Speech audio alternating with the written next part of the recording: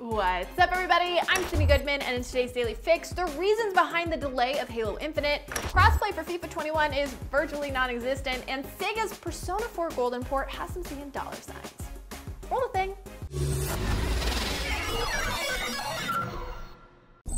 As you've definitely heard by now, last week Microsoft announced Halo Infinite will be delayed to 2021.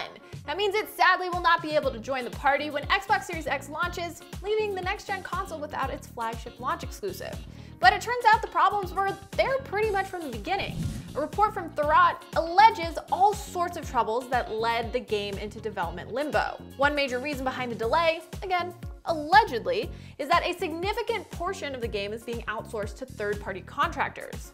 Okay, so hiring extra help for a AAA title isn't exactly unheard of, but the report suggests there are so many different companies involved that it's hard to keep them all in sync with 343. It's a next level too many cooks situation. Remember when you first saw Too Many Cooks and kept thinking it would end, but it just kept going and getting weirder and more disturbing? That's how it feels waiting for Halo Infinite. And if that completely went over your head, check out Too Many Cooks on Adult Swim. It's great. Check it out after you finish this video. Anyway, back to Halo. Creative directors Tim Longo and Mary Olson left 343 last year, and the report says their departure also caused some roadblocks. And just like our parents kept telling us as kids, TV might be a distraction, with the Halo TV series also blamed for the Infinite delay. The unnamed source from the report claimed 343 management was too focused on the show to keep the game's development on track. With all that said, later in the day, Microsoft released a statement that refutes the claims about the TV series being a source of Infinite's delay, saying that there is a, quote, devoted transmedia team that's working with Showtime, and that, quote, this group is separate from the Halo Infinite development team. These are two completely independent projects with dedicated teams and leadership that does not impact one another. And I can't wait to see you. Can you say see you? See you. Good, and bye-bye. Bye-bye.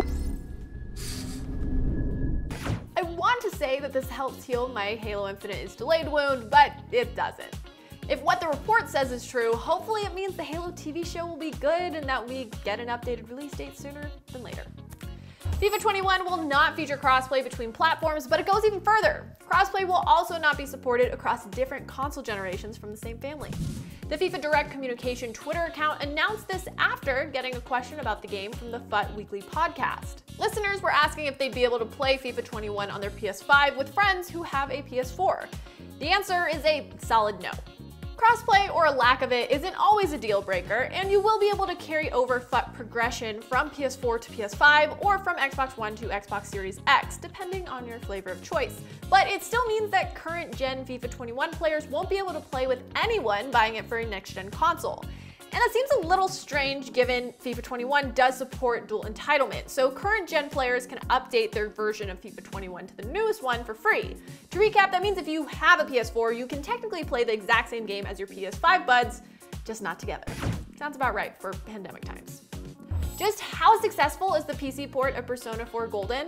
Enough that Sega plans to keep on porting games from its back catalog aggressively. That's the word they used, not a judgment.